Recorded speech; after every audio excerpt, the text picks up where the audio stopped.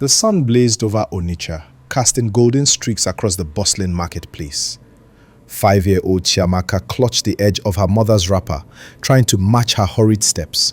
Her mother, Mama Ifeoma, juggled a tray of plantains, a baby on her back, and the pressure of keeping 3 children in sight. It was the end of the month, and rent was due. Ifeoma, a widow who sold smoked fish and gari on the roadside, had brought all her children with her. Chiamaka, 6-year-old Obina, and baby Ngozi. They'd been up since dawn, navigating the clamor of traders calling out prices, the scent of peppers and fish, and the chaos of motorbikes weaving through foot traffic. They had just passed a busy pepper stall when a woman's basket of tomatoes toppled, splattering food everywhere. People shouted, children squealed, and in the frenzy, Mama Ifeoma dropped her eggs. Panicked, she bent to gather the fragments, trusting that her children were right behind her. They weren't. In the commotion, Chiamaka had been distracted by a man selling kites. She stopped for just a second, one breath too long, and the crowd surged between her and her mother. She turned left, then right, no rapper, no voice calling her name, just noise. By the time Mama Ifeoma boarded the minibus, her arms wrapped protectively around Ngozi and Obina, she didn't notice the missing hand. Not until the bus jolted forward. "Where is Chiamaka?" she asked. Obina looked up confused. "She was with us." The bus pulled away. Ifeoma returned to the market in a frenzy. Her voice rang out hoarse from hours of searching. "Chiamaka! Chiamaka!" Her cries dissolved into the crowd. Night fell. She collapsed beside Mama Uju's pepper stall, eyes swollen, arms empty. Her baby whimpered softly against her chest. Mama Uju gave her a stool, a cup of water, and sat beside her in silence. For weeks, Ifeoma returned every day. She checked hospitals, police stations, churches. She pasted flyers with a crude drawing of a little girl with bright eyes and short braids. But Chiamaka was gone. Meanwhile, on the other side of the market, the girl sat crying beside a wooden crate. Many passed her by, vendors too tired, strangers too suspicious. Then came Chief Arinze Okafor. He was tall, wearing a white kaftan, his shoes polished to a mirror sheen, a man of wealth and influence, known for sponsoring scholarships and building boreholes. But what set him apart was his kindness. He knelt beside her, offering puff-puff and a bottle of water. "What is your name, little one?" She sniffled. "Chiamaka." He stayed with her till nightfall, then alerted the local police. But no one came for her. Chief Arinze and his wife Stella had no children of their own. After losing 3 babies in childbirth, Stella had withdrawn from the world. But when she saw Chiamaka, something in her softened. They named her Amaka Arinze. She was enrolled in a private school, wore pleated skirts and polished shoes, and learned to play the piano. Their mansion in Enugu had a library, a garden with roses, and a long corridor where her laughter eventually echoed.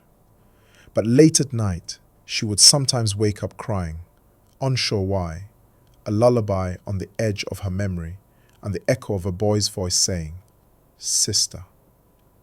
Amaka grew, from a curious girl to a confident teenager, articulate, intelligent, and empathetic. She loved literature and led charity drives in secondary school. But the questions never left her. "Why do I sometimes dream of a market?" she asked once. Her parents exchanged glances. They explained gently. She had been found in a market and no family had come forward. "So I was abandoned?"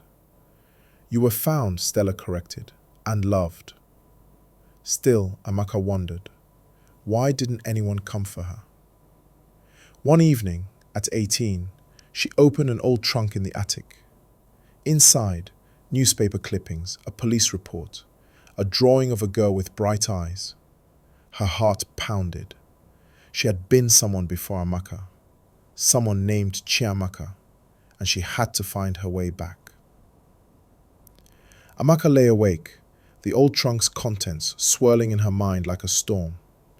The rough sketch of a girl with bright eyes stared up at her from the yellowed paper. The word "missing" was stamped boldly, almost accusingly, and the faded headline whispered a forgotten name, Chiamaka Okeke. The ceiling fan spun slowly above her, its soft hum unable to drown out the louder questions swirling inside her heart. Who was she before this life? Where had she come from? And most painfully, why had no one come to find her? The next morning, her voice was steady but tentative as she approached Chief Arinze in the study. "Daddy, I found something. About me."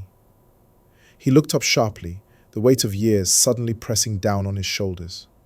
She held out the police report, the clippings, the drawing. "I was Chiamaka Okeke." He folded the papers with care, sighing deeply. "We always meant to tell you, Amaka, but we wanted to protect you until you were ready." "Maybe I'm ready now," she said quietly. He nodded. "Then we will find the truth together." The retired officer, Mr. Emeka, answered their call on the second try. His voice was gravelly, memories dimmed by time, but flickering when he heard her name. "Yes, Chiamaka Okeke. I remember. That was a difficult case. A little girl found alone in Onitsha market. No family to claim her." He gave them a lead, a woman named Ifoma Okeke who had reported her missing, a mother desperate and relentless. "Your family left the city years ago," he added. "Records are sparse, but they moved to a village near Nobi." Armed with new hope, Amaka and Chief Arinze set out to follow the fragile thread leading back to a life she had forgotten but was meant to reclaim.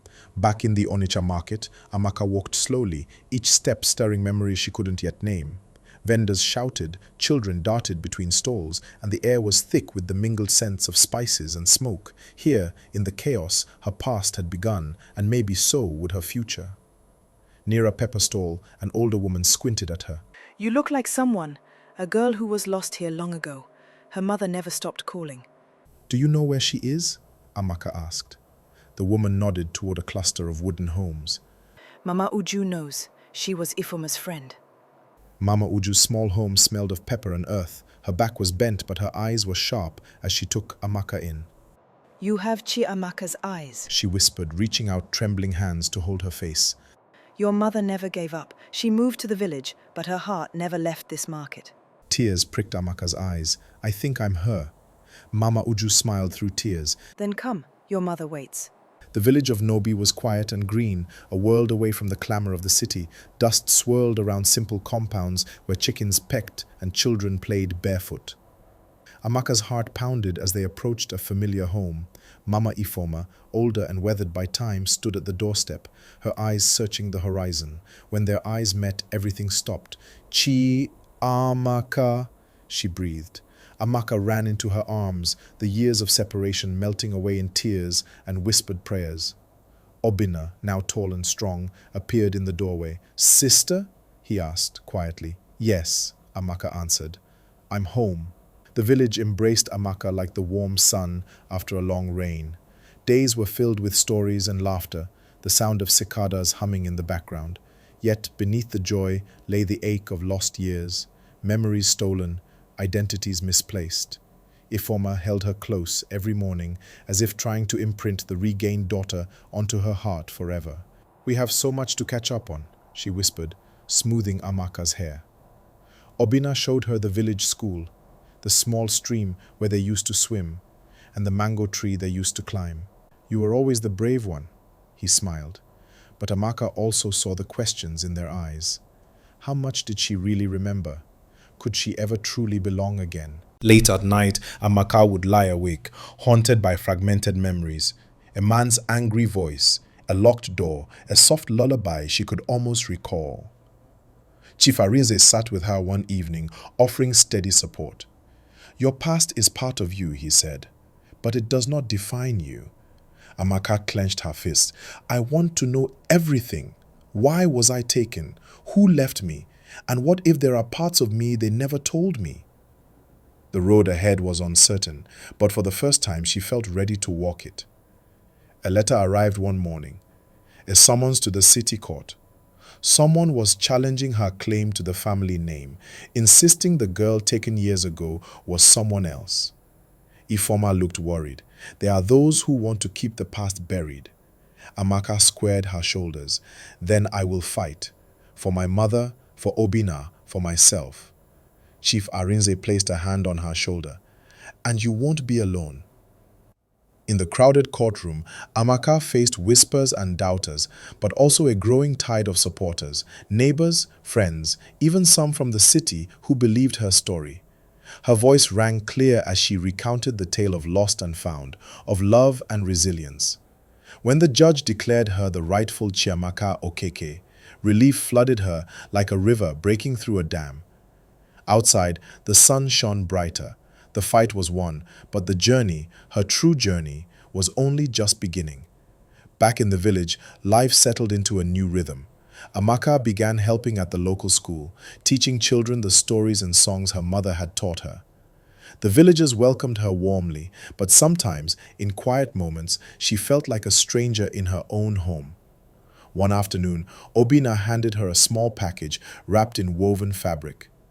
"Your father left this for you," he said softly.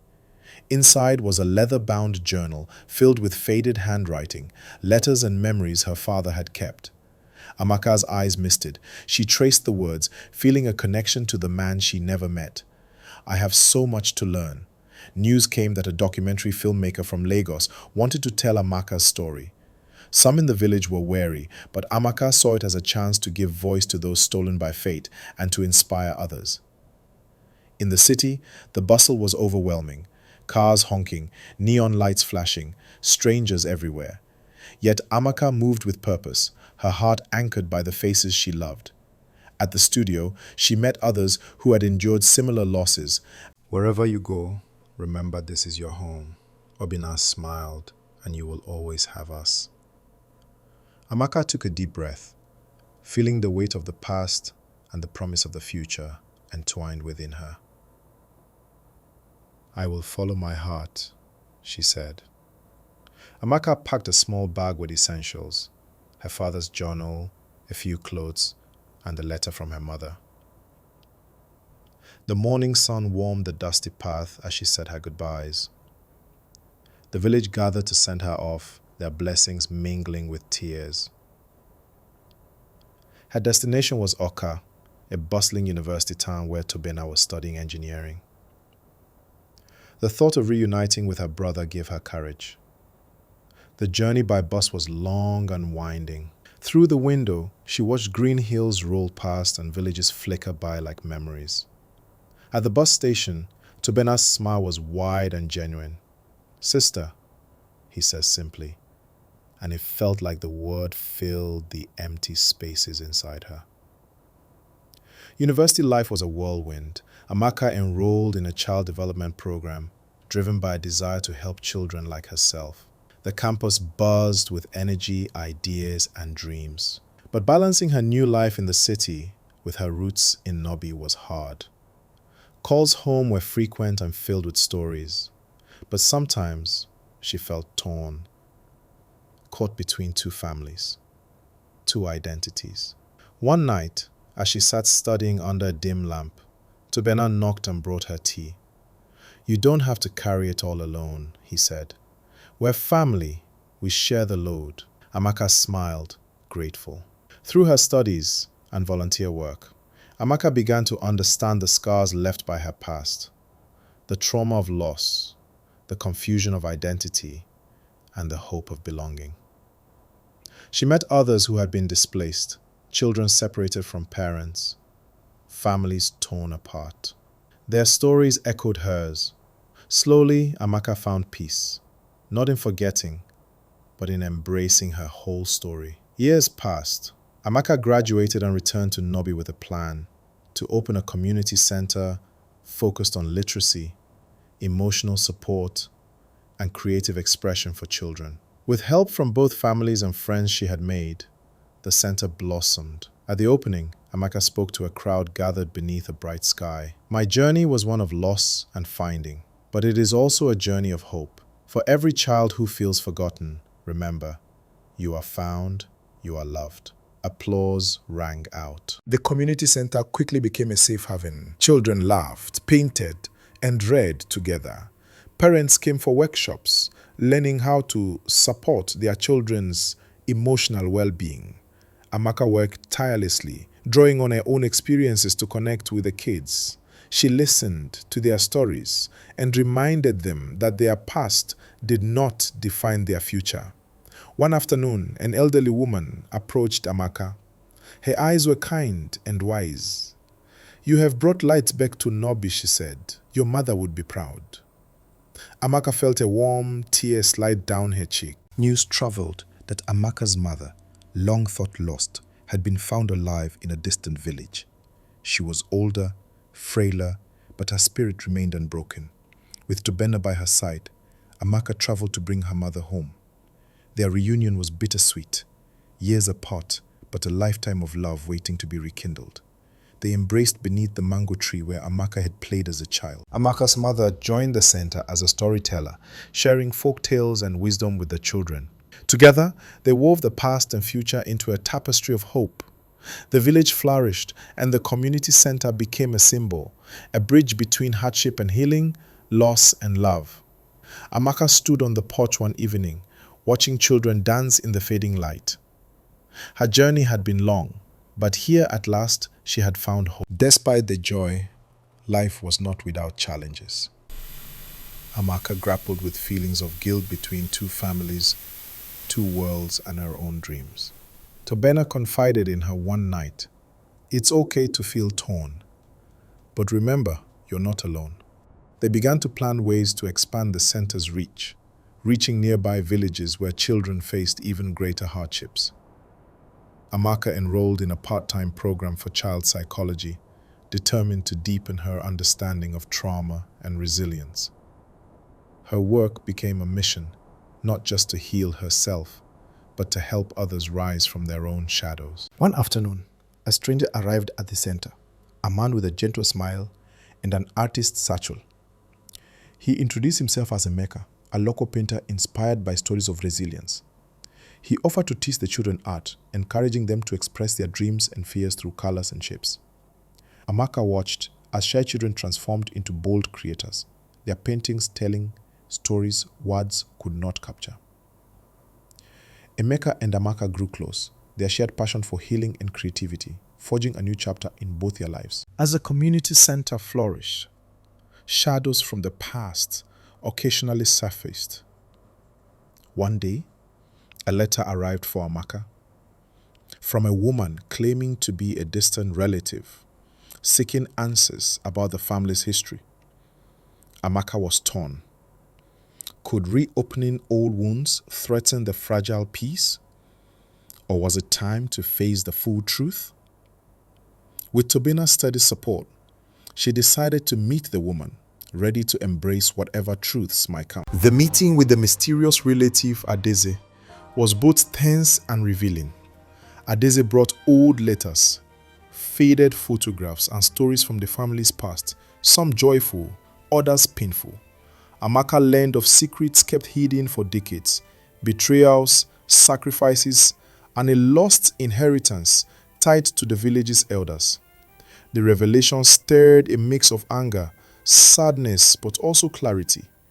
As night fell, Amaka sat beneath the stars, feeling the weight of her lineage settle on her shoulders. Yet, instead of breaking her, it strengthened her resolve to honor her ancestors by forging a brighter future. News of the community center's impact reached the local government. One day, officials visited offering grants and resources to expand the programs. Excited but cautious, Amaka and Tobena debated the potential benefits and risks. Accepting government funds could mean bureaucracy and restrictions, but also the power to reach more children. After long discussions with the community, they decided to apply, insisting on maintaining local control and cultural integrity. The process was challenging, but it opened new doors, more books, educational materials, and even solar panels to power the center. To celebrate the growth and unity, the village organized a festival, Uche's Lights, named after Amaka's late father. Villagers prepared traditional dances, songs, and feasts. Children performed plays inspired by the stories Mama Ifeoma told, while artists painted vibrant murals.